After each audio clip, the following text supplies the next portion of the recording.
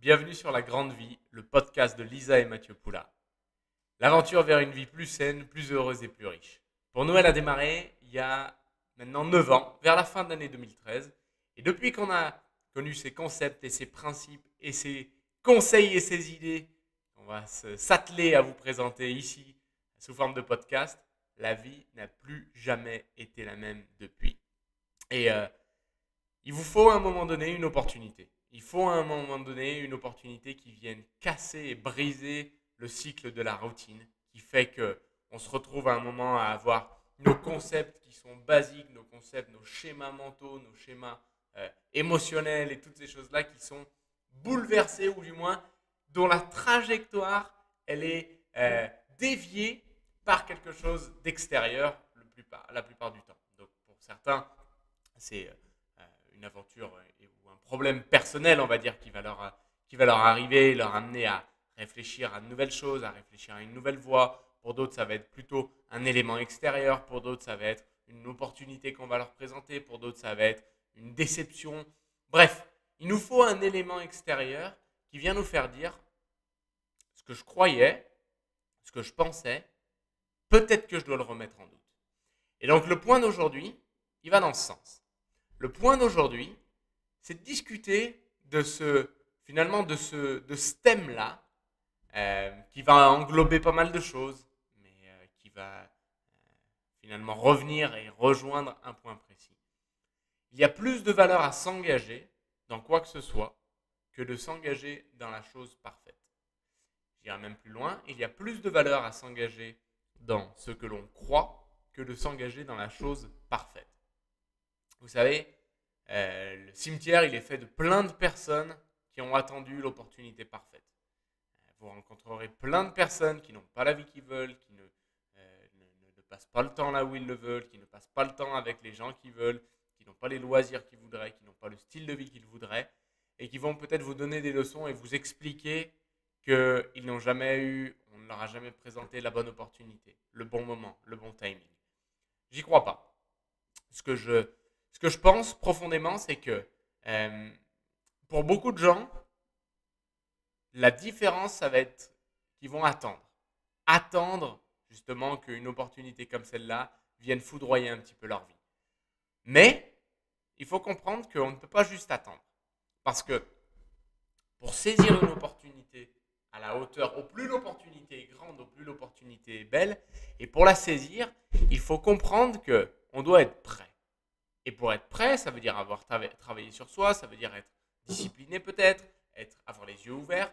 Et ces choses-là, pour beaucoup de gens, ça ne s'apprend pas de façon innée. Ça se développe au fur et à mesure qu'on est exposé à des difficultés, à des choses pas faciles.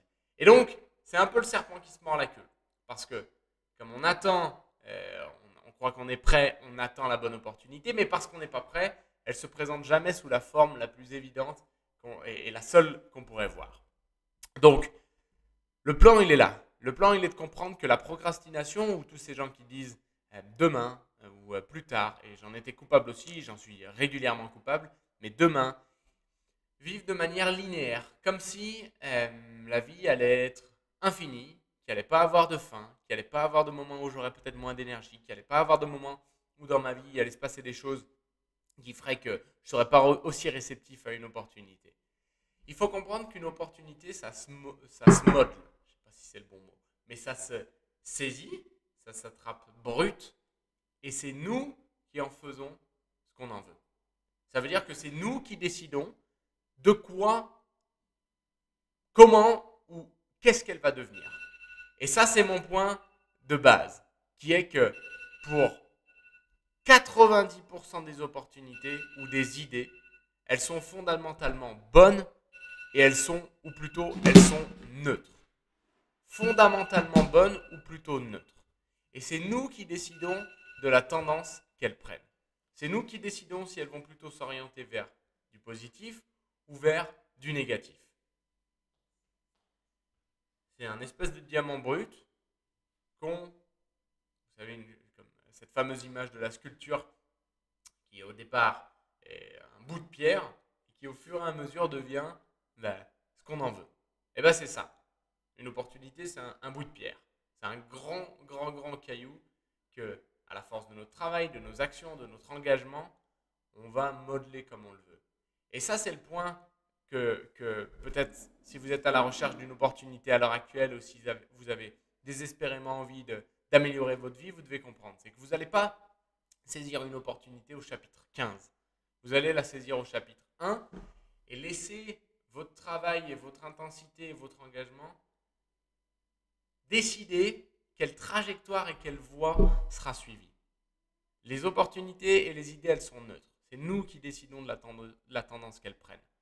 Toutes les causes en général, sauf évidemment celles qui vont heurter les gens, faire des dégâts ou faire du mal aux gens, évidemment que celles-là, elles ne sont pas bonnes. Mais 90% le sont, ou du moins elles sont neutres.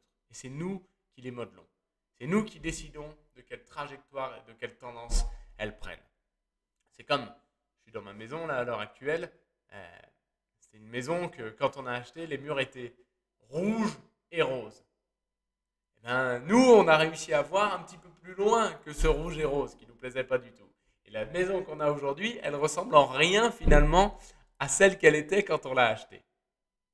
De quelque chose de brut, qui est neutre, qui peut-être même à cette époque-là nous paraissait négatif, c'est devenu quelque chose de bien. Quand on a démarré notre activité avec Herbalife Nutrition, avec Lisa, on avait, moi je sortais de mes études et dans mes études j'avais eu plein d'opportunités de travail qui m'avaient été présentées et j'étais en fin d'études et je savais qu'elles ne me plaisaient pas. Et vous pourrez me dire, peut-être que celles-ci, elles auraient pu devenir positives aussi. Mais dans ma tête, il y avait quelque chose qui résonnait pas. Dans mon cœur, ça ne résonnait pas. Mon intuition me disait de ne pas y aller dans un boulot traditionnel. Et quand on m'a présenté l'opportunité Herbalife, il n'y avait rien. Il n'y avait rien de fait. Il n'y avait rien qui ressemble de près ou de loin à ce qu'on a maintenant entre les mains et qui fait qu'on s'épanouit chaque jour. C'est nous qui, au travers des 9 ans de rencontres, de travail et d'action, l'avons finalement modelé comme on l'aime aujourd'hui.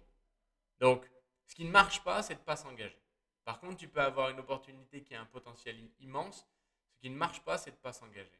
Le nombre de gens qu'on a vu démarrer nos programmes nutritionnels ou démarrer notre activité professionnelle en se disant « je vais essayer ». Ça ne marche pas. Ça marche pas. Tu dois prendre un engagement. Donc, ça peut être dans un premier temps un engagement d'1 mois, ça peut être un engagement de quelques mois, ça peut être un engagement de premiers résultats. Mais mon point, c'est que si tu ne te jettes pas corps et âme dedans, ça ne fonctionnera pas. L'opportunité en face, elle répond à l'engagement que tu mets. Donc ceux qui gagnent, ce sont ceux qui exécutent. Et pour finir, je voudrais vous partager cette phrase qui, pour moi, a fait une grande différence. Je l'ai lue l'autre jour et elle a résonné dans plein d'aspects de ma vie.